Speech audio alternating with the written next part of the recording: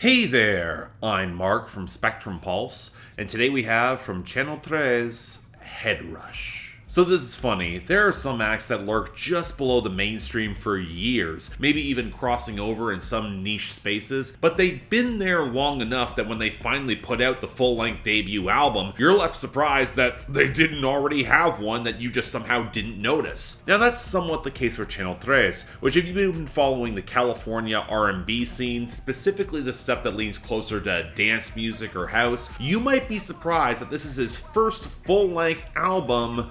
And even that's a little bit deceptive. He had a mixtape in 2022, and his buzz off of pretty long EPs really took form across the late 2010s and especially 2020. But here it finally is, with a murderer's row of really strong guest stars from R&B. And you know, for those of you who are seeking the wilder side of that Kate Renata has mostly left behind for some more tasteful grooves and bigger guests, Channel 3 delivered in spades, to the point where I was legit shocked how much variety and color is on this album. If you're most familiar with him courtesy of his Emotional Oranges and indie R&B collabs, you might think he's most well known for subtle, bassy restraint, but there's a lot more texture and color that's on display, as he pushes his voice into a pretty solid higher upper register, and even a more wild shout on songs like Black and Mild that remind me just how much the electronic and house touches on Yeezus never felt fully explored, especially given the sweaty, keening electro vibe across the song that's quite frankly better than the majority of Yeezus. And the production is really a showcase of how many styles Channel 3 and his pretty spare list of production collaborators can touch, from more classically rooted and sample-driven disco and soul, to more contemporary R&B and G-funk, to even some experimental fringes, paired with that underlying fat thrum of the bass that is impeccably balanced, almost to the point where you notice more of the increased compression whenever it does pop up,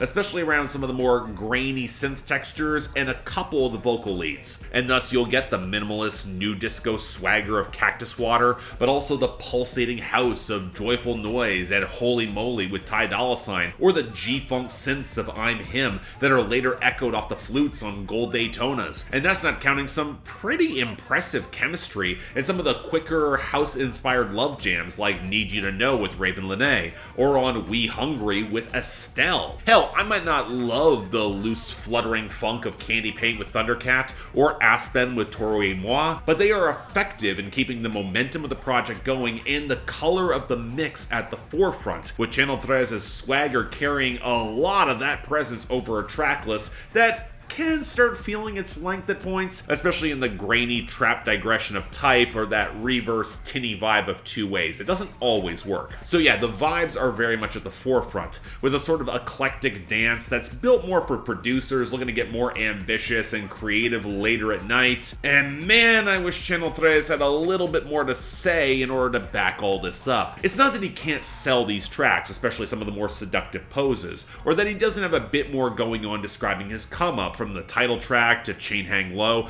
with a surprisingly good Tizo touchdown feature, but really connects after the beat switch, to the wistful soul of the closing track here. And you know what, not for nothing, as much as Channel 3 proclaims that he can do more than house music, said genre does give him a lot of space when it comes to some limited lyricism. But if you find yourself thinking that Channel 3 can come across a bit like a chameleon as he darts across styles, where you only get snippets of a more textured artist who proved that he can rap and sing and paint a more detailed story, look, it's not a huge factor, but it's not nothing here either. But as a whole, this might wind up getting slept on because Channel 3 has built a more niche profile and his come-up has been going on for a number of years now, but a project that's varied, vibrant, and consistently groovy has the potential to really grab a lot of ears if you catch on, content be damned, especially in the summer. Perhaps runs a shade long, not all the experiments click, and I wish Channel 3's content outside of his personal introspection had a little bit more flavor to match how often he will switch up his vocal delivery, but I know I'm nitpicking here. This is on the cusp of greatness. It can easily soundtrack one hell of a summer vibe.